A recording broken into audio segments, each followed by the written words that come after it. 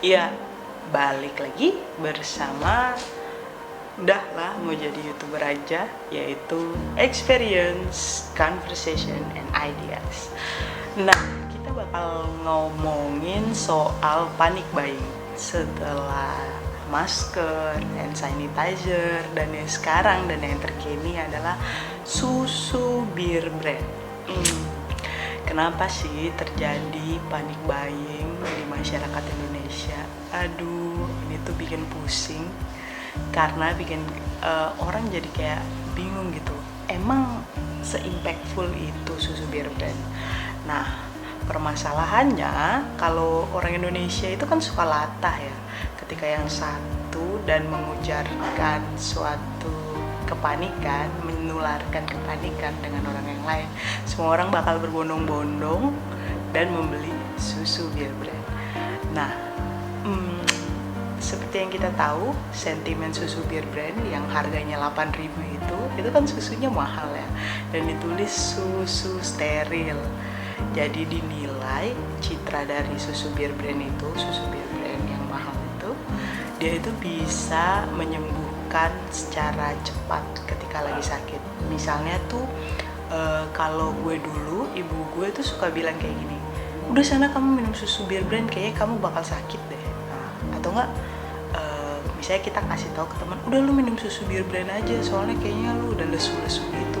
Oh iya, biasanya gue kalau misalnya udah lesu-lesu gitu, minum susu bir brand udah langsung kerasa sehat. Nah, biasanya kayak gitu teman-teman. Nah, sentimen-sentimen tentang susu bir brand dengan kebaikannya itulah yang membuat citra bir brand dianggap dapat menyembuhkan secara cepat COVID-19. Padahal faktanya tidak seperti itu. Bahkan beberapa dokter sudah mengklarifikasi kalau susu bir brand itu tidak mempunyai peran yang sangat impactful dalam menyembuhkan COVID-19.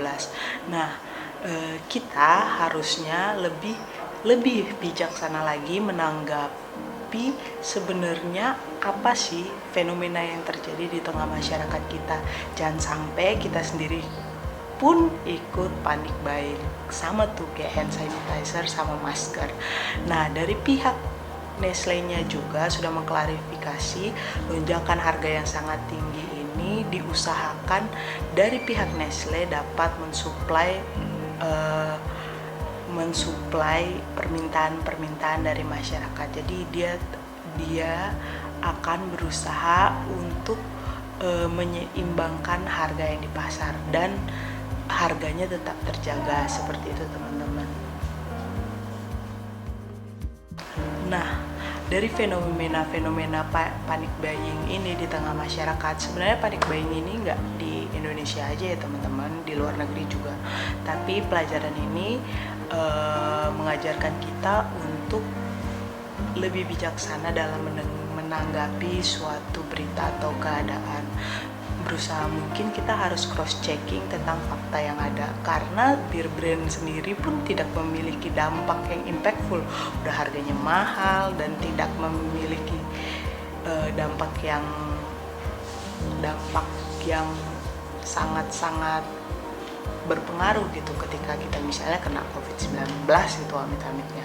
Nah, sebenarnya makanan lain juga banyak yang lebih bergizi, hanya karena citra yang dibangun dari bir brand sendiri itu mempengaruhi pandangan masyarakat terhadap susu bir brand itu sendiri teman-teman.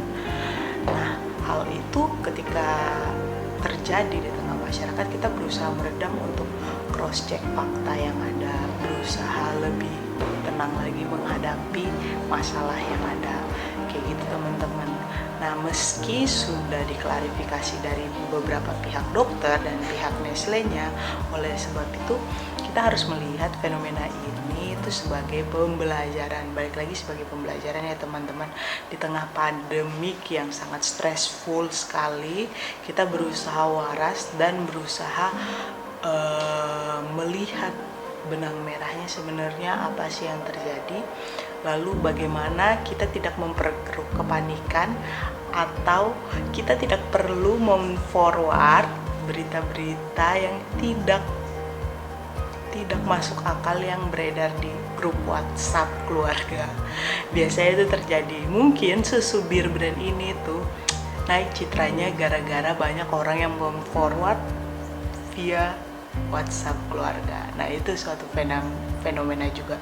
Semoga ada pembelajaran dari panic buying susu Bir Brand ini, dan semoga tidak ada lagi kepanikan yang lainnya. Seharusnya kita dalam 2 tahun ini berusaha untuk lebih bijak dalam melihat suatu fenomena, karena sudah banyak pembelajarannya seperti panic buying hand sanitizer, panic buying Indomie, panic buying masker. Hal-hal itu harusnya kita sudah banyak gitu pengalamannya terjadi. Paling itu saja, tetap jaga prokes, jangan lupa pakai masker, cuci tangan, dan kalau misalnya tidak perlu sekali tetap di rumah ya teman-teman. Keep healthy, stay bold. Tetap semangat teman-teman.